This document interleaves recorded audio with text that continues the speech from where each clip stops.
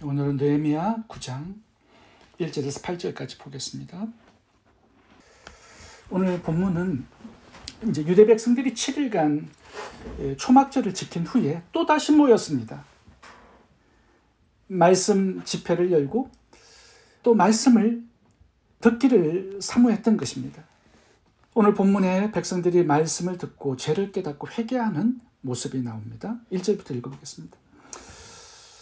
그달 24일 날에 이스라엘 자손이 다 모여 금식하며 굵은 베옷을 입고 티끌을 무릅쓰며 모든 이방 사람들과 절규하고 서서 자기의 죄와 조상들의 허물을 자복하고 이날의 낮 4분의 1은 제자리에 서서 그들의 하나님 여호와의 율법책을 낭독하고 낮 4분의 1은 죄를 자복하며 그들의 하나님 여호와께 경배하였는데, 3절을 보면 유대 백성들이 6시간 집회 시간을 가졌는데요, 3시간은 말씀을 낭독했습니다. 그리고 나머지 3시간은 말씀을 통해서 깨달은 불순종의 죄악들을 자복하고 회개했어요.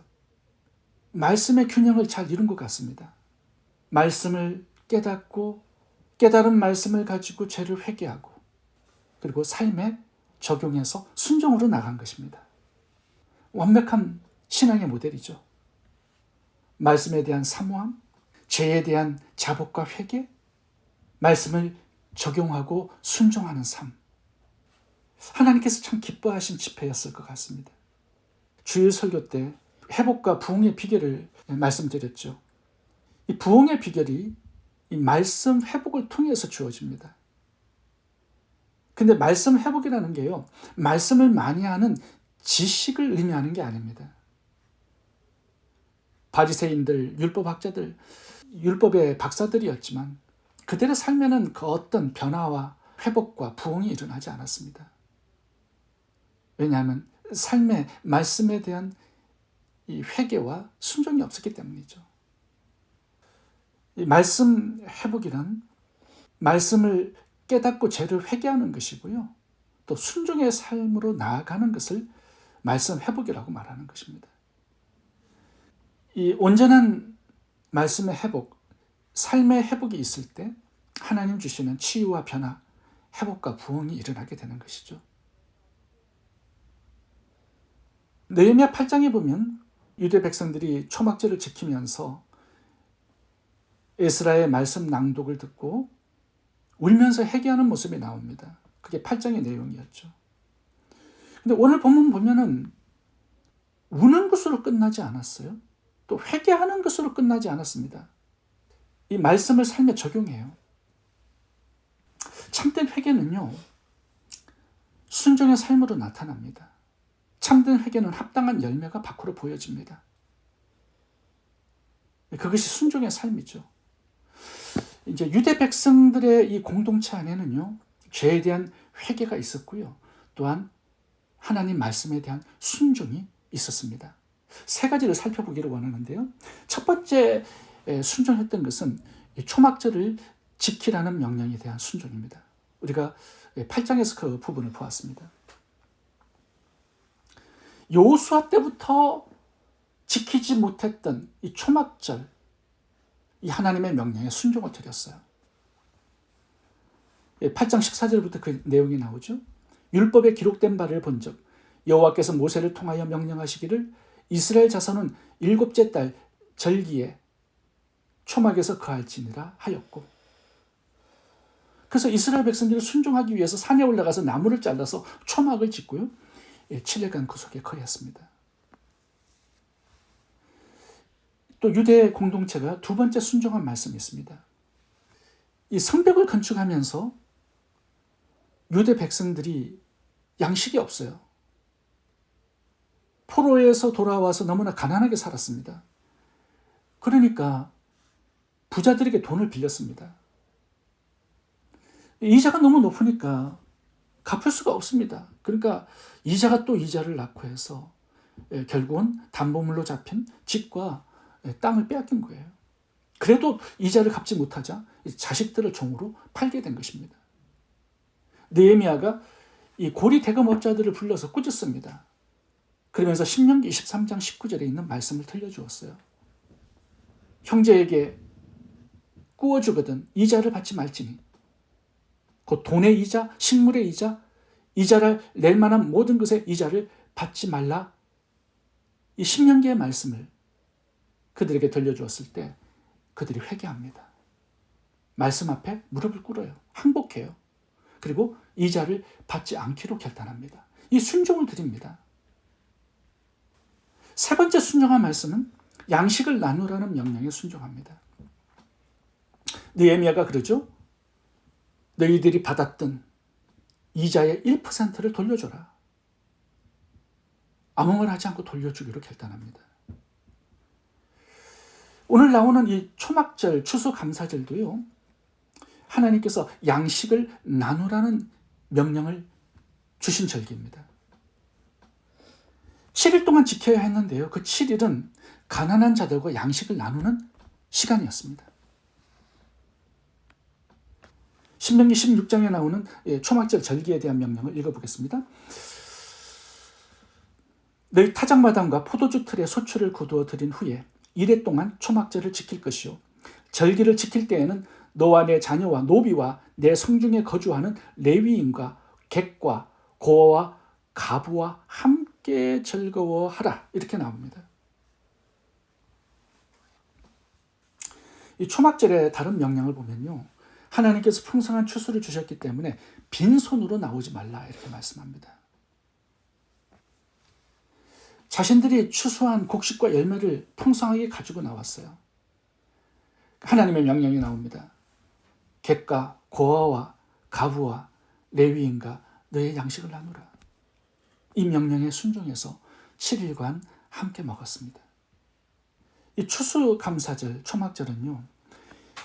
이 성 안의 모든 배고픈 자들, 노숙자들, 가난한 자들이 7일 동안 양식을 배불리 먹을 수 있었던 그런 시간이었습니다. 하나님께서 7일 동안 절기를 지키라고 하신 이유는 가난한 자들에게 나눔을 실천하도록 하기 위해서였습니다. 하나님은 오늘날 우리들에게도 참 다양한 명령을 주셨습니다. 성경에 보면 613가지 명령이 나오죠. 이 명령이 전부 다 우리들을 위한 것이고요. 우리들에게 치유와 어떤 변화와 회복과 부흥을 주시기 위해서 주신 명령들입니다. 우리가 순종해야 될 명령들이 참 많죠. 근데 성경에 보면 나누라는 명령이 참 많이 나옵니다. 가난한 이웃을 책임지라고 말씀하시죠. 야고보서 2장에 보면요. 참된 믿음은 가난한 자들의 필요를 나누는 것이다 이렇게 말씀합니다. 만일 형제나 자매가 헐벗고 일용할 양식이 없는데 너희 중에 누구든지 그에게 이르되 평안히 가라 덥게 하라 배부르게 하라 하며 그 몸에 쓸 것을 주지 않으면 무슨 유익이 있으리요. 이와 같이 행함이 없는 믿음은 그 자체가 죽은 것이라. 참된 믿음은 하나님 주신 축복을 나누는 것이다 이렇게 말씀을 하고 있습니다. 이 야고보서 2장의 말씀에 순종해서 살아갈 때 하나님의 회복과 부흥이 그 삶 속에 있는 것이죠. 누가복음 6장 38절을 제가 참 좋아하는데요. 주라 그리하면 너희에게 줄 것이니 곧 후히 되어 누르고 흔들어 넘치도록 하여 너희에게 안겨주리라. 주님께서 왜 이 명령을 나누라는 명령을 주셨을까요? 후히 되어 누르고 흔들어 넘치도록 하여 복을 주시기 위해서 명령을 주신 것입니다. 다시 말하면 경제적인 회복을 주시기 위해서 이 명령을 주신 거예요. 나눔을 통해서 하나님은 우리의 삶을 참 복되게 풍성하게 해주시기를 원하십니다. 순종의 삶에서 그렇게 하시는 거예요. 이 나눔을 제가 참 중요하게 여기는 이유는 이 나눔이 하나님을 향한 예배라고 말씀을 합니다. 주일날 하루 1시간 드리는 예배도 있지만 그 예배는 거기에서 끝나지 않아요. 6일 동안의 삶 속에서 나눔으로 하나님을 향한 예배가 지속되는 것입니다. 마태복음 25장 40절 읽어보겠습니다. 내가 진실로 너희에게 이르노니 너희가 여기 내 형제 중에 지극히 작은 자 하나에게 한 것이 곧 내게 한 것이라. 예배라는 뜻이에요. 나눔이. 히브리 13장 16절 오직 선을 행함과 서로 나눠주기를 잊지 말라. 이 같은 제사는 하나님이 기뻐하시느니라. 예배라는 것이죠. 6일 동안의 삶에서 나누라는 명령에 순종할 때 우리의 삶에도요 하나님의 치유와 회복, 부흥이 찾아오는 것입니다. 오늘 본문 결론에 보면 아브라함의 이야기가 나옵니다. 제가 오늘 본문을 이렇게 읽어보면서 왜 아브라함 이야기를 하실까 굉장히 궁금했습니다. 7절 보겠습니다. 주는 하나님 여호와시라. 옛적에 아브라함을 택하시고 갈대아 우르에서 인도하여 내시고 아브라함이라는 이름을 주시고 그의 마음이 주 앞에서 충성됨을 보시고 그와 더불어 언약을 세우사 가나안 족속과 헷 족속과 아모리 족속과 브리스 족속과 여부스 족속과 기르가스 족속의 땅을 그의 씨에게 주리라 하시더니 그 말씀대로 이루셨사오매 주는 의로우심이로소이다. 오늘 본문의 아브라함의 이야기를 기록해 놓은 이유는 단 한 가지입니다. 아브라함이 어떻게 복의 조상이 되었고 믿음의 조상이 되었는지를 알려주시기 위해서 그런 거예요. 하나님께서 아브라함에게 75세에 나타나셨습니다. 그리고 명령을 하나 주시죠. 갈대아 우르 본토 친척집을 떠나라. 아브라함은 이해되지 않는 명령에 순종을 드렸습니다. 그래서 떠나요. 어디로 가야 할지 모르고 떠납니다. 이 작은 하나의 순종이 그의 삶에 엄청난 축복을 가져왔습니다. 복의 조상, 믿음의 조상이 되었을 뿐만 아니라 그의 후손들까지 미래를 축복합니다. 젖과 꿀이 흐르는 가나안 땅의 주인이 되게 만들어요. 그리고 예수님이 이 땅에 오셔서 인류의 구속을 완성하시는 그 비결이 된 것입니다. 작은 순종 하나가 얼마나 큰 하나님의 나라에 부흥을 가져오는지 생각해 보라는 것이죠. 우리가 올해 몇십 년간 신앙생활을 하고 있습니다. 이렇게 오래 신앙생활을 하고 있음에도 불구하고 하나님의 그 어떤 변화, 치유, 회복, 부흥의 역사를 아직까지 경험하지 못했다면 죄를 버리는 회개와 말씀에 대한 순종이 부족하지 않은지 생각해 볼 필요가 있습니다. 내 신앙이 바리새인들처럼 지식적이고 형식적인 신앙은 아닌지 돌아볼 필요가 있습니다. 아브라함뿐만 아니라 베드로도 보세요. 베드로의 인생에 큰 전환점이 찾아온 그 시간이 언제였습니까? 예수님께서 갈릴리 호수를 찾아오셔서 베드로에게 명령을 하나 내리시죠. 깊은 데로 가서 그물을 내려 고기를 잡으라. 이 누가복음 5장 4절 이 말씀 하나가 그의 인생에 엄청난 역전을 가져왔습니다. 밤이 새도록 수고하였을 때 잡은 것이 없지만 말씀에 의지하여 내가 그물을 내리이다. 이 작은 순종 하나가 예수님의 수제자가 되어서 위대한 사도로 나아가는 복된 비결이 된 것입니다.